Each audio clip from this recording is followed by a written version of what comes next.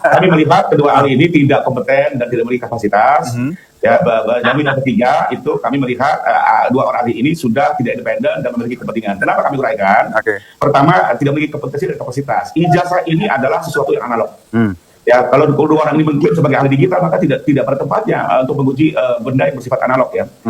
Untuk lebih mudahnya begini deh, kalau kita jual beli mobil, untuk lihat di mobil bekas ini sudah pernah ditabrak atau tidak itu, apakah kita lihat langsung bodi mobilnya, ya diraba langsung, atau kita foto bodi mobilnya baru kita kaji fotonya, kan tidak begitu gitu ya. Jadi ini analog harus analog. Tim kuasa hukum Jokowi panik. Setelah didesak berbagai pihak, akhirnya Bareskrim Polri memenuhi permintaan tim pembela ulama dan aktivis atau TPUA untuk menghadirkan Rismond Sianipar dan Roy Suryo dalam gelar perkara khusus ijazah Joko Widodo. Dengan asumsi menyesatkan, tim kuasa hukum berkilah seolah karena ijazah adalah analog, sehingga kehadiran ahli digital forensik dan ahli telematika tidak diperlukan. Namun benarkah demikian, atau pembelaan ini justru menunjukkan bahwa tim Jokowi makin panik? Mari kita telisik.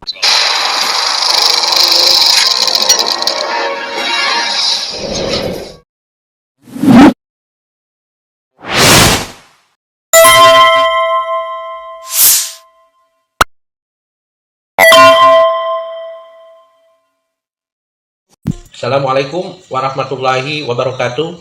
Saya Rahmat Himran, juru bicara tim pembela ulama dan aktivis TPUA.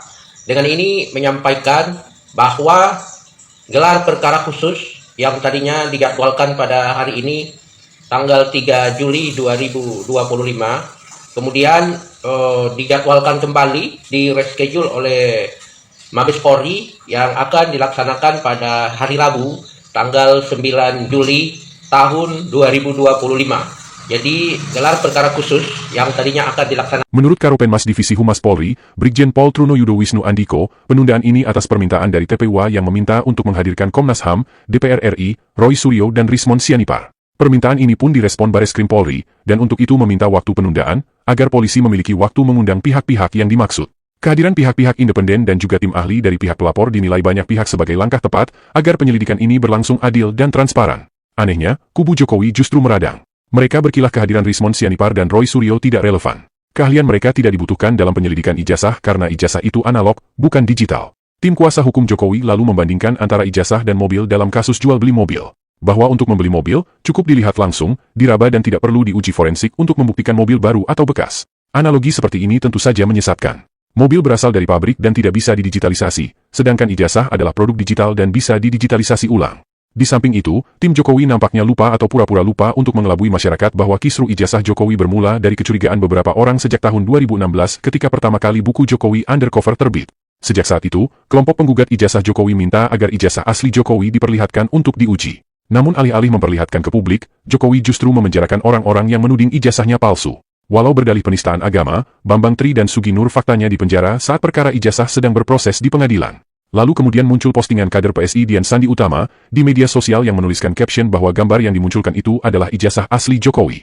Gambar itu adalah hasil foto scan, hasil digitalisasi, dan bukan lagi ijazah analog. Itu adalah ijazah digital. Dan disinilah Rismond Sianipar dan Roy Suryo menggunakan keahliannya menganalisis ijazah digital itu untuk membuktikan apakah ijazah itu benar-benar asli atau tidak.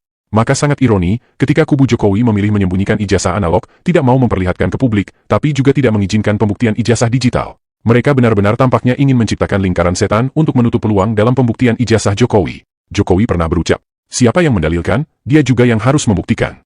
Lalu ketika kelompok penggugat mendatangi rumahnya minta agar Jokowi menunjukkan ijazah analog agar bisa diuji, Jokowi tidak mau menunjukkan ijazah. Sekarang, ketika para penggugat membuktikan bahwa ijazah Jokowi yang didigitalisasi palsu, mereka pun menolaknya, dengan dalih bahwa ijazah itu adalah analog, bukan digital. Dan disinilah akal sehat kita digelitik.